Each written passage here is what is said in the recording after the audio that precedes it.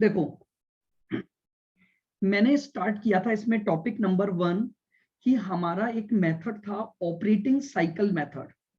ठीक है, मैंने आपको ये बताया था कि किसी भी काम को करने का एक ऑपरेटिंग साइकिल होता है, यानी उसका एक बेसिकली अपन कहें तो जीवन चक्र होता है।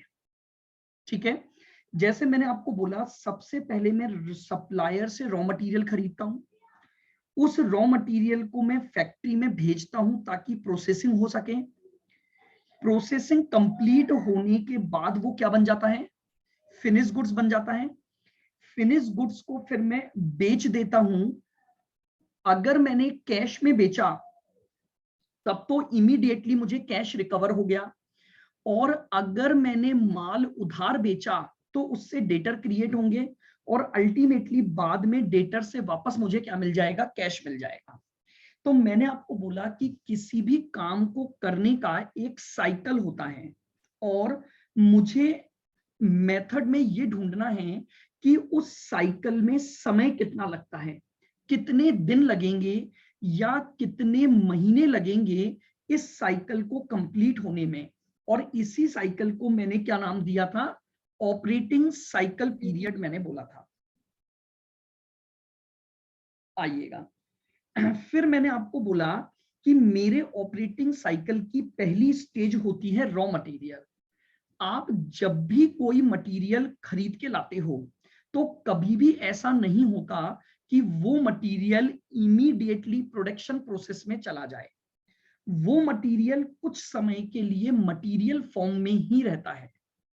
तो मैंने आपको ये बोला कि एक फॉर्मूला समझाया था, कैसे निकालना बताया था। देखो, जैसे मैंने आपको बताया था कि मेरे गोडाउन में ऑन एन एवरेज 1 लाख रुपए का मटेरियल होता है, और पर डे 1000 रुपए के मटेरियल को मैं कंज्यूम करता हूं। तो मैंने आपसे पूछा, बताओ मुझे कितने दिन लगेंगे इस पूरे रॉ मटेरियल को खत्म करने में। तो आंसर मिला था 100 दिन। वापस सुनना, 1 लाख का स्टॉक मेरे गोडाउन में रहता है, और हर दिन मैं 1000 रुपए के मटेरियल का कंजम्पशन कर लेता हूं।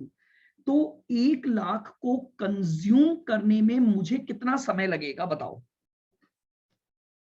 100 दिन। 100 दिन। क्लियर है ये पॉइंट सबको? तो यहीं से मैंने एक फॉर्मूला बना दिया।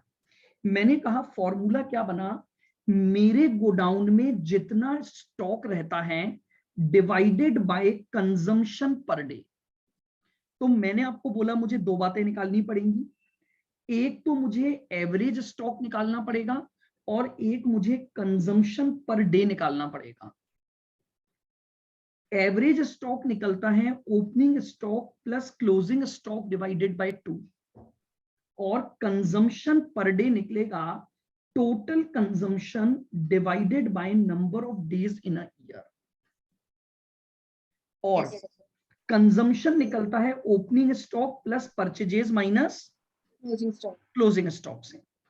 और फिर मैंने आपको एक नोट डलवाया था, अगर कंजम्पशन का डेटा अवेलेबल नहीं है तो मैं ये मानूंगा कि जितनी क्वांटिटी मैंने परचेस की है वो पूरी की पूरी मैंने क्या कर ली होगी, कंज्यूम कर ली होगी। तो इससे मैंने क्या निकाल लिया, मैंने आर निकाल लिया। आइएगा, अब आगे बढ़ता हूं। आगे मेरे पास आता है पॉइंट डब्ल्यू, यानी वर्क इन प्रोग्रेस।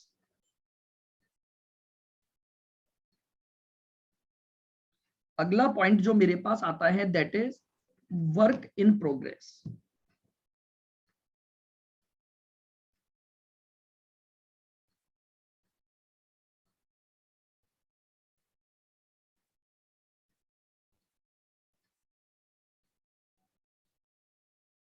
आइएगा, अब फिर वही बात, अपन थोड़ा ऊपर डायग्राम पर चलते हैं।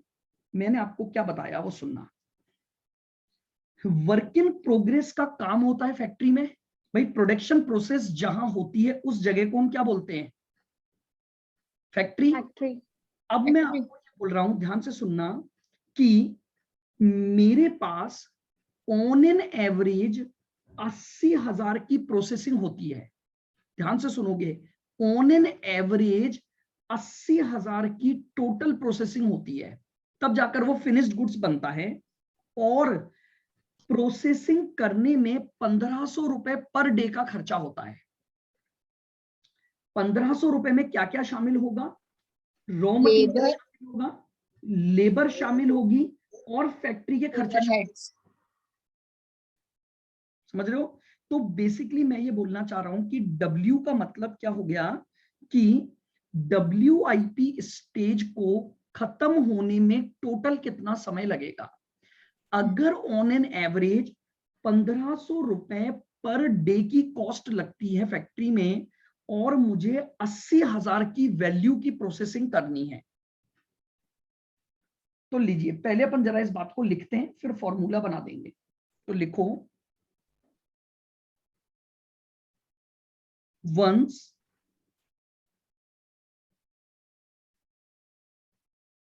materials are issued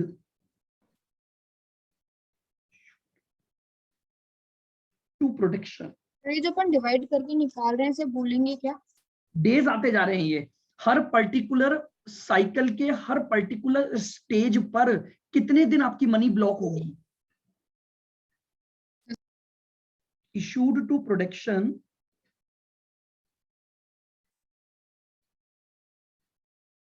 it again involve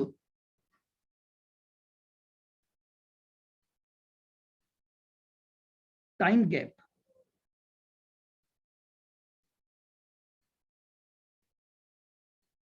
between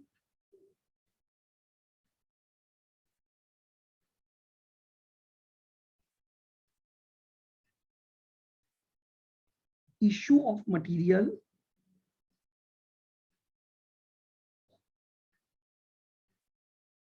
and production of finished goods।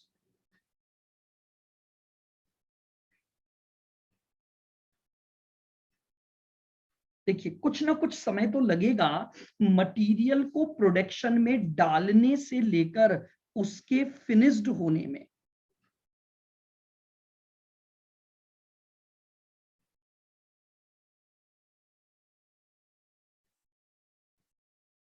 This time gap is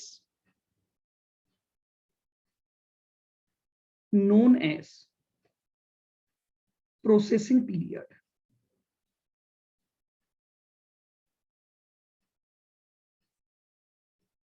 sir issued है ये यूज इशू, सब इशू होगा तभी तो कंजम्पशन होगा ना। आप जैसे ही मटेरियल को यहां से, ध्यान से देखना, स्टोर से फैक्ट्री में इशू करोगे तो यहीं जाके तो कंजम्पशन होता है फैक्ट्री प्रेमाइसेस में। हाँ तो हम इसे बोलते हैं इशू ऑफ मटेरियल। तो लीजिए अब हम कैसे निकालेंगे, तो फॉर्मूला बनेगा W is equal to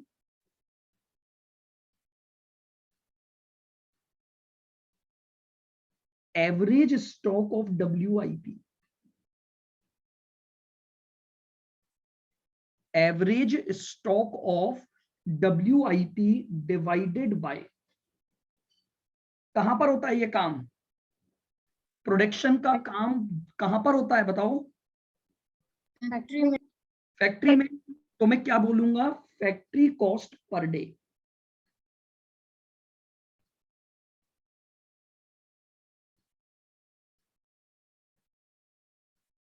factory cost per day.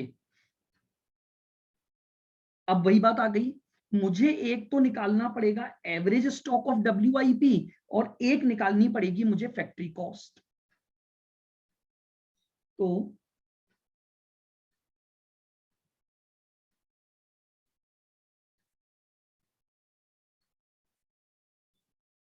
Average stock of WIP कैसे निकलेगा, stock plus closing stock divide by 2।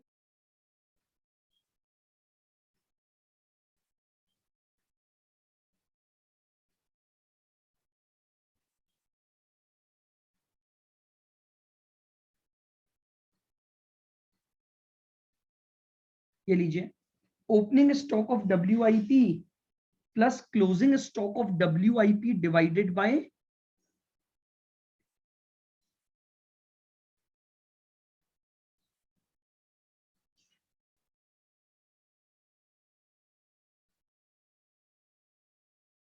अगर फैक्ट्री कॉस्ट पर डे निकालनी है तो क्या करूंगा? Total cost divide by number of days. Total factory cost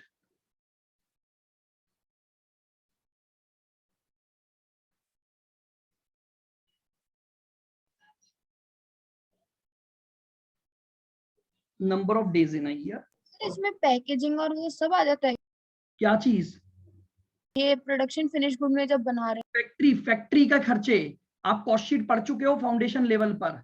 factory हैं। Cost का हाँ फॉर्मेट आपको बनवाया हुआ है, बट यहां भी हम पढ़ेंगे। बट यहां पर अभी मैं आपको वापस से सारी बातें रिवाइज करवा रहा हूं। मैं केवल खर्चे लूंगा फैक्ट्री के, समझो बात को। अभी मैं बात कर रहा हूं प्रोडक्ट के प्रोड्यूस होना। पैकिंग होती है जब वो फिनिश गुड्स बन जाता है। क्या कभी भी आधे माल की पैकिंग करते हो क्या? नहीं सर।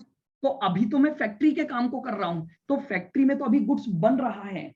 तो यहां पर केवल वो खर्चे लूंगा जो कि फैक्ट्री कॉस्ट से रिलेटेड होंगे, जो कि फैक्ट्री कॉस्ट से रिलेटेड होंगे।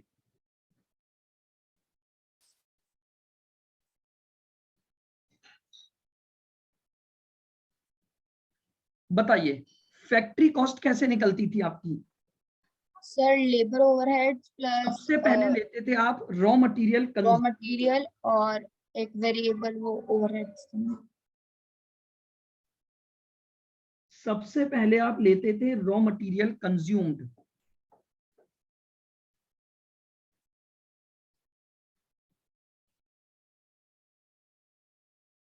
फिर उसमें आप प्लस करते हो डायरेक्ट वेजेस।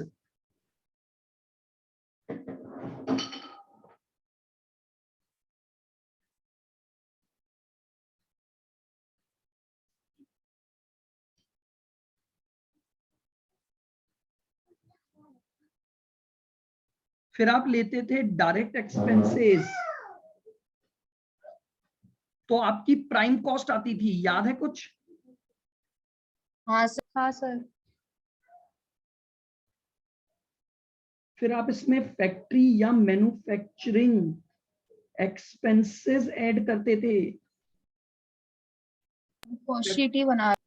हाँ, कॉस्ट शीट ही बन रही है, फैक्ट्री कॉस्ट तो निकालने का तरीका तो वही होगा ना। फैक्ट्री या मैन्युफैक्चरिंग एक्सपेंसेस ऐड करते थे, प्लस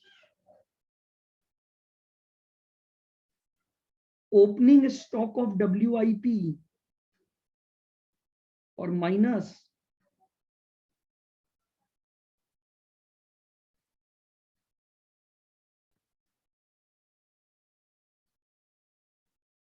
कुछ याद आया? ये आपकी फैक्ट्री कॉस्ट आती है।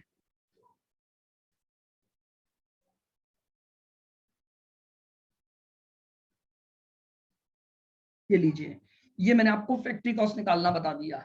मटेरियल, वेजेस, एक्सपेंसेस और फैक्ट्री ओवरहेड्स। अब ये जो टोटल फैक्ट्री कॉस्ट आई, इसे नंबर ऑफ डेज से डिवाइड कर दोगे तो पर डे की कॉस्ट आ जाएगी। हाँ। और फिर आप एवरेज स्टॉक को अगर पर डे की फैक्ट्री कॉस्ट से डिवाइड कर दोगे तो आपको ये पता लग जाएगा कि इतनी वैल्यू के गुड्स की प्रोसेसिंग को समाप्त होने में कितना समय लगता है। जैसे मान लो फॉर एग्जांपल मैंने आपको बताया, मान लो मेरे पास 80,000 के गुड्स की प्रोसेसिंग होनी है। ये 80,000 की प्रोसेसिंग होनी है और पर डे की प्रोसेसिंग मान लो 4500 रुपए हो रही है पर डे की कॉस्ट। तो बताओ 80,000 की प्रोसेसिंग होने में समय कितना लगेगा? 1.7 17.7। 17.77 डेज, यानी 17.77 डेज में मेरा प्रोडक्ट फिनिश्ड प्रोडक्ट बनकर तैयार हो जाएगा।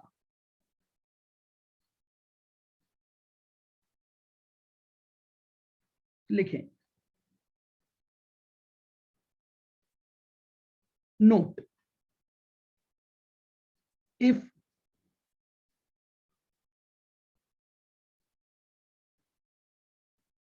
information of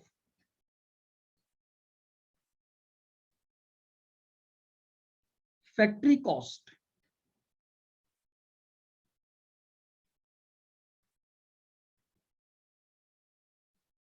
is not given,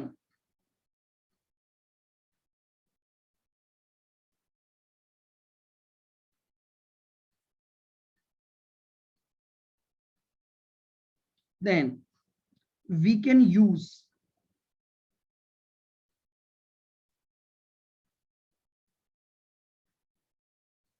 cost of production या कॉस्ट ऑफ गुड्स सोल्ड, जो भी हमारे पास अवेलेबल होगा। अगर फैक्ट्री कॉस्ट का डेटा ही नहीं है, क्योंकि कई बार ऐसे क्वेश्चन एग्जाम में आ जाते हैं जिसमें हमारे पास फैक्ट्री कॉस्ट की इंफॉर्मेशन नहीं होती है, तो फिर हम कॉस्ट ऑफ प्रोडक्शन पर चले जाएंगे या कॉस्ट ऑफ गुड्स सोल्ड पर चले जाएंगे। लेकिन अगर एक प्रॉपर क्वेश्चन आएगा तो आपको फैक्ट्री कॉस्ट का पूरा प्रॉपर डेटा दिया जाएगा। आइए, उसके बाद हम निकालना सीखेंगे एफ, यानी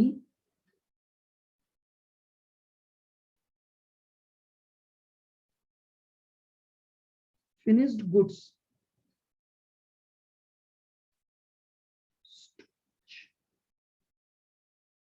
स्टोरेज पीरियड, यानी ये पीरियड क्या बताएगा, ध्यान से सुनना, आउटपुट या प्रोडक्ट के तैयार होने से लेकर और उसके बिकने का जो टाइम गैप होगा वो फिनिश गुड्स स्टोरेज पीरियड है। बहुत ध्यान से सुनना, एफ जो है वो किस पीरियड को बताएगा कि आपका प्रोडक्ट तैयार हो चुका है, लेकिन उस प्रोडक्ट को बिकने में कुछ समय लगेगा, क्योंकि जब तक उस प्रोडक्ट की डिमांड नहीं आएगी आप उसे बेचोगे नहीं। तो अब डिमांड आएगी और वो बिकेगा, उस दौरान जो टाइम गैप होता है उसी टाइम गैप को हम बोलते हैं फिनिश्ड गुड्स स्टोरेज पीरियड। बहुत सीधी सी बात है, आप अपने पास जो भी गुड्स बनाकर तैयार करते हो ना, वो फ्यूचर की डिमांड फोरकास्टिंग पर करते हो। आप फ्यूचर की डिमांड को फोरकास्ट करते हो और उस हिसाब से बना देते हो। हर कंपनी ऐसे ही करती है, आप समझ रहे हो। कभी भी ऐसा नहीं होता कि पहले डिमांड आएगी तब आप बनाओगे। हालांकि अब आजकल के प्रोसीजर, आजकल की अकाउंटिंग चेंज हो गई है, बट अभी भी अगर मैं एक बेसिक प्रोडक्ट पर बात करूं तो आप क्या करते हो, डिमांड को फोरकास्ट करते हो और उस डिमांड की फोरकास्टिंग के बेसिस पर प्रोडक्शन कर देते हो। अब प्रोडक्शन तो हो गया, बट अभी तक अकॉर्डिंग टू द फोरकास्ट आपकी डिमांड नहीं आई, तो उस टाइम गैप को हम बोलते हैं फिनिश्ड गुड्स स्टोरेज पीरियड। क्या बोलते हैं, फिनिश्ड गुड्स स्टोरेज पीरियड उसे बोला जाता है, क्योंकि वो अभी भी हमारे गोडाउन में पड़ा हुआ है। तो अब ये कैसे निकलेगा, लिखें,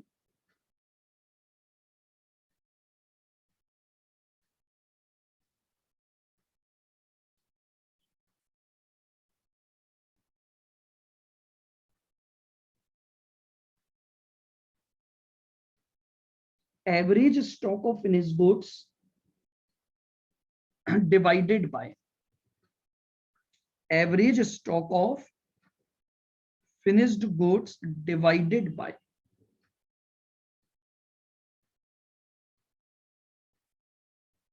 कॉस्ट ऑफ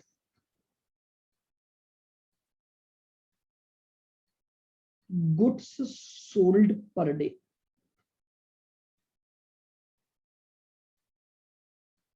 अब फिर समझना मेरी बात को ध्यान से, मैं ये देखना चाहता हूं कि जो माल मैंने बेचने के पर्पस से बनाया, समझना बहुत बात को ध्यान से, जैसे जैसे माल बिकता है वैसे वैसे मेरी कॉस्ट मुझे रिकवर हो जाती है। मेरे गोडाउन में ऑन एन एवरेज मान लो 70,000 का माल पड़ा है, ऑन एन एवरेज मान लो मेरे गोडाउन में 70,000 का माल पड़ा है, और per day basis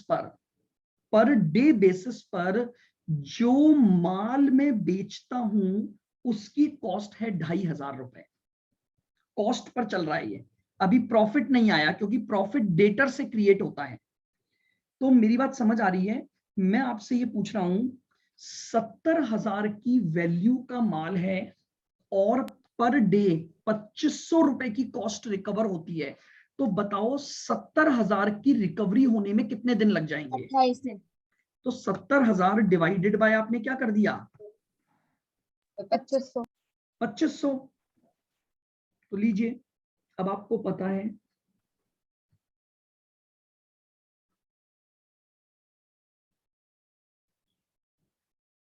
average stock of finish goods कैसे निकलेगा?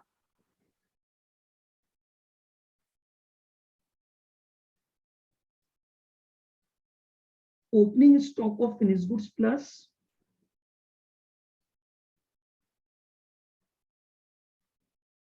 Closing stock of finish goods divide by 2।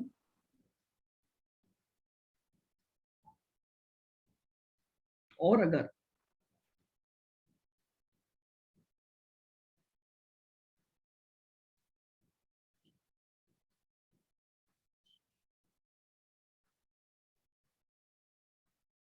Per day निकालनी है तो क्या करूंगा?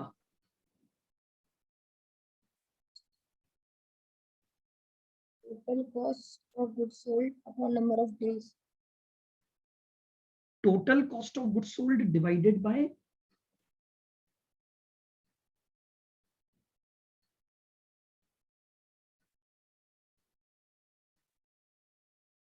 Total number of days. तो इसका मतलब अब आपको क्या निकालना सीखना पड़ेगा? कॉस्ट ऑफ गुड्स सोल्ड निकालना सीखना पड़ेगा।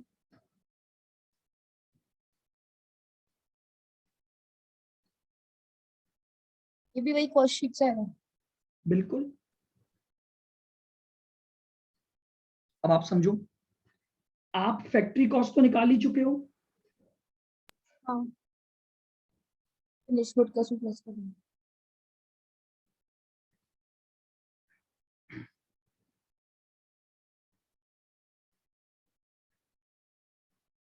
अब यहां पर एक पॉइंट आता है, और वो पॉइंट आता है एडमिनिस्ट्रेशन या ऑफिस एक्सपेंस का। अब कई जो ऑथर्स हैं वो ये मानते हैं कि आपको एडमिनिस्ट्रेशन को भी इसमें इंक्लूड करना चाहिए, और कई हैं जो मानते हैं नहीं लेना चाहिए। बट अगर मैं कॉस्ट ऑफ गुड सोल्ड पर जाऊंगा तो कॉस्ट शीट बोलती है सबसे पहले ऑफिस के खर्चे जोड़ो। जब ये जोड़ते हो तो कॉस्ट ऑफ प्रोडक्शन आती है, याद है आपको? हाँ सर। फिर कॉस्ट ऑफ प्रोडक्शन में क्या ऐड करते हो? ओपनिंग और क्लोजिंग स्टॉक फिनिश गुड का।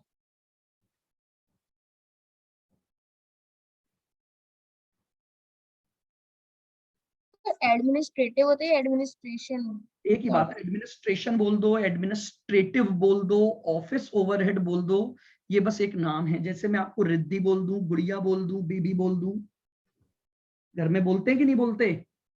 रिव्यू लाते हैं। ऐसे थोड़ी होता है, बड़े बूढ़े जब आते हैं वो तो गुड़िया ही बोलेंगे, अभी भी नहीं सर, नहीं बोलते। नहीं रिव्यू। अरे छोड़ो नालायक, यस, आपके दोस्त क्या बोलते हैं आपको? रिव्यू लाते हैं कोई नहीं सर। सकता, एक पेट नेम तो हर का होता है नालायक, झूठ बोल रहे हो।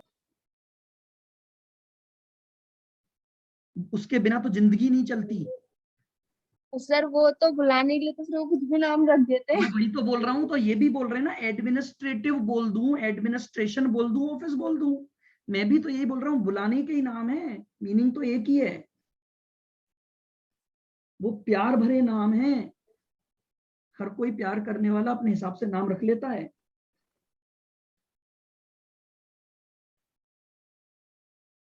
Cost of good sold. अब बताओ, अगर आपके पास total cost of good sold आ गई तो पर डे निकाल सकते हो क्या? हाँ, नंबर ऑफ डेज। और पर डे आ गई तो ऊपर वाले फॉर्मूले से एफ निकल जाएगा। हाँ। तो लीजिए, आपके पास एफ भी आ गया। बहुत सिंपल सा चैप्टर है, मतलब केवल फॉर्मूले अप्लाई करने हैं लॉजिक्स के ऊपर चलते हुए बस। अब माल बनकर तैयार हो गया तो बेचोगे कि नहीं बेचोगे? बेचेंगे। तो बेचोगे तो कौन आएगा पिक्चर में? डी।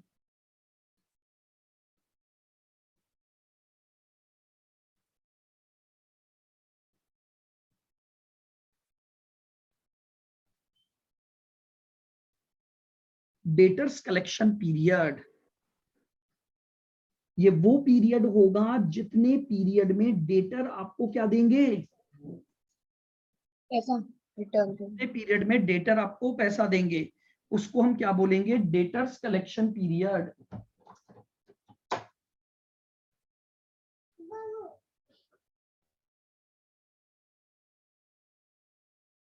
बताओ डेटर कब क्रिएट होंगे? जब आप उधार माल बेचोगे। हाँ sir.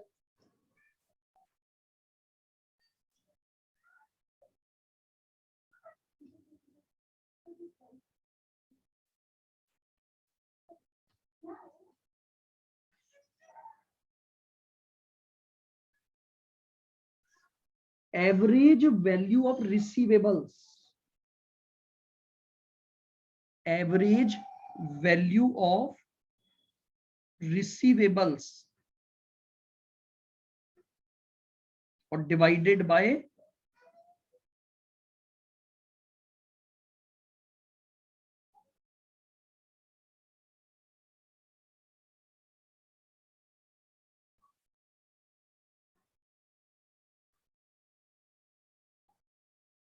Credit sales per day. Receivable का मतलब जानते हो? BR debtors plus BR plus BR receivable बोला जाता है। Trade receivable.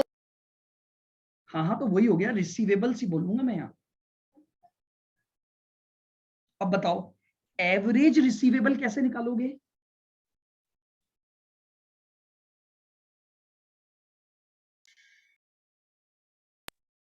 Debtors plus BR opening plus closing upon 2। यानी ओपनिंग डेटर्स एंड बीआर, यानी ओपनिंग रिसीवेबल्स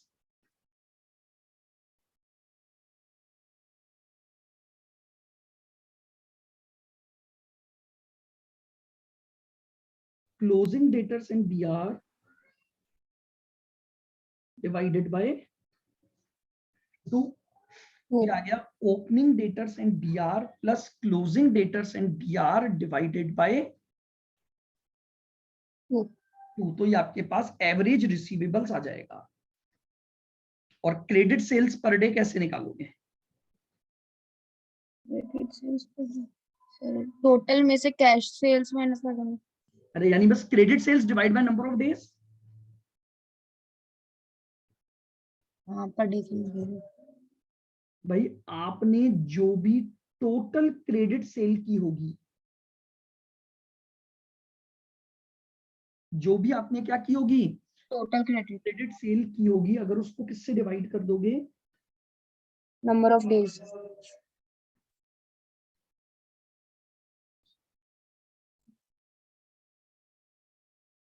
ये लीजिए number of days in a year, तो आपके पास आ जाएगा credit sales per day.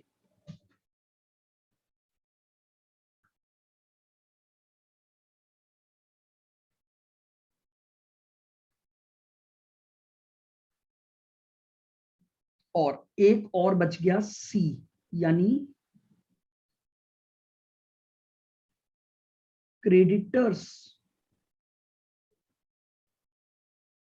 Payment. देखिए कई बार क्रेडिटर्स भी हमें कुछ क्रेडिट पीरियड दे देते हैं।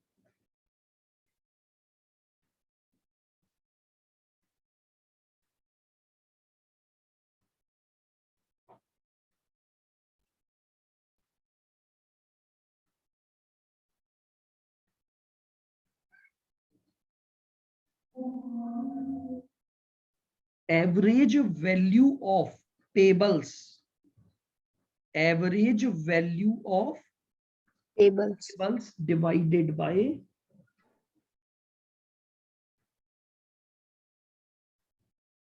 Divide by number of days in year क्यों ऊपर? क्या बोल रहे हो? ऊपर वाले में number of days in year क्यों पढ़ा? तो इन ईयर ही तो ले रहे हैं हर जगह अपन, अगर साल भर का डेटा लेकर चल रहे हैं तो। यहाँ पर भी टोटल नंबर ऑफ डेज का मतलब क्या होगा, number of days in a year. यहाँ पर भी वही लिखा है, number of days in a year.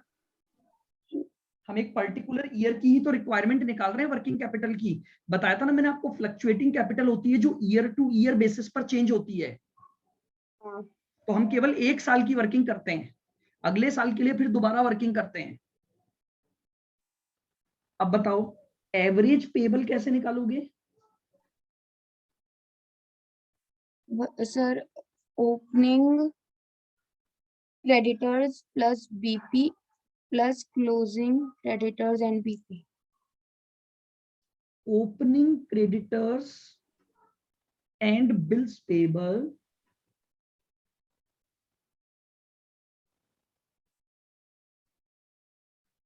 closing creditors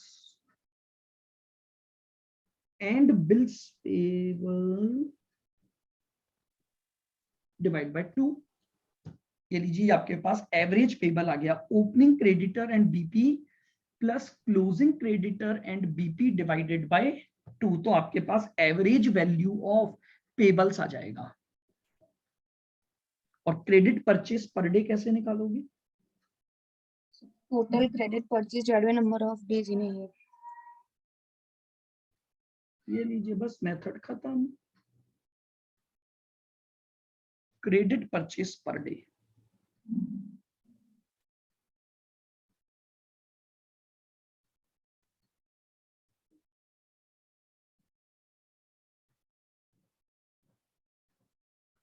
total credit purchase divided by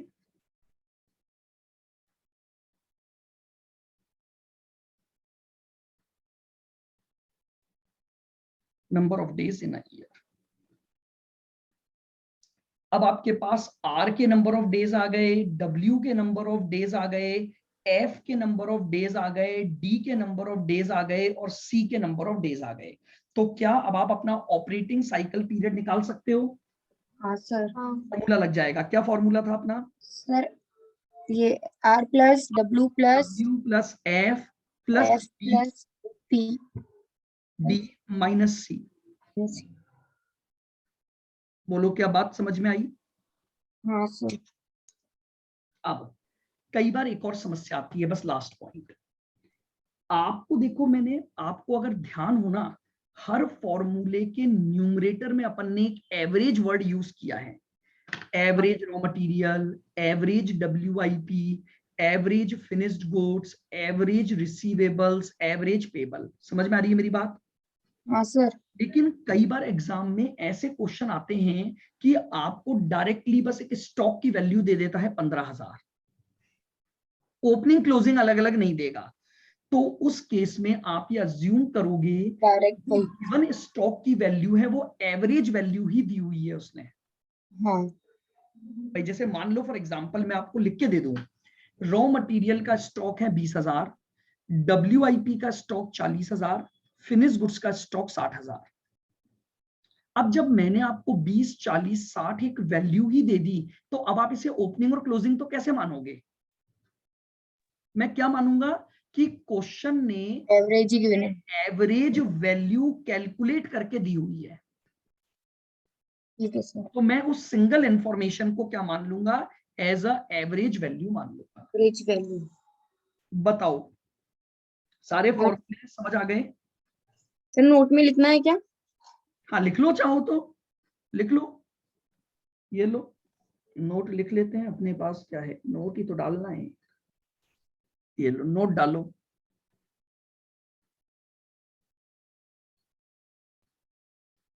whenever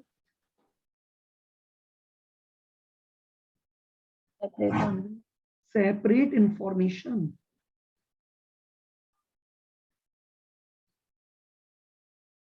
of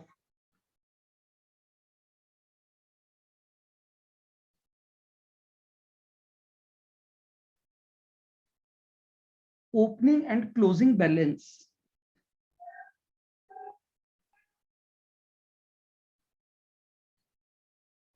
are not given,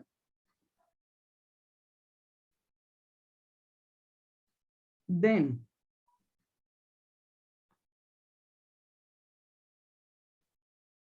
given value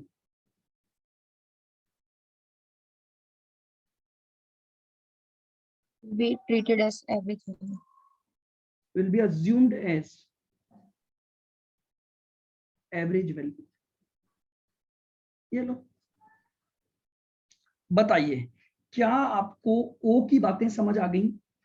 हाँ सर। तो आज आपके पास इतना सा होमवर्क है, एक बार आज ये सारे फॉर्मूले अच्छी तरह से पढ़ लेना। कल मैं आपको इसका प्रैक्टिकल कराऊंगा और कल हमारा मेथड नंबर 1 कंप्लीट हो जाएगा। 2 ही मेथड हैं, एक मेथड 1 एक मेथड 2, बस फिर तो आपको केवल क्वेश्चन करने हैं। चैप्टर बिल्कुल छोटा सा है। कल हम फर्स्ट मेथड के क्वेश्चन कर लेंगे, परसों हम आपको एक क्वेश्चन 2 क्वेश्चन भी अगर आप कर लोगे तो आपको ये सारी वैल्यू निकालना आ जाएंगी। एंड आफ्टर दैट आपके पास सेकंड मेथड आ जाएगा और सेकंड मेथड के भी फिर हमारे पास क्वेश्चंस रहेंगे बस।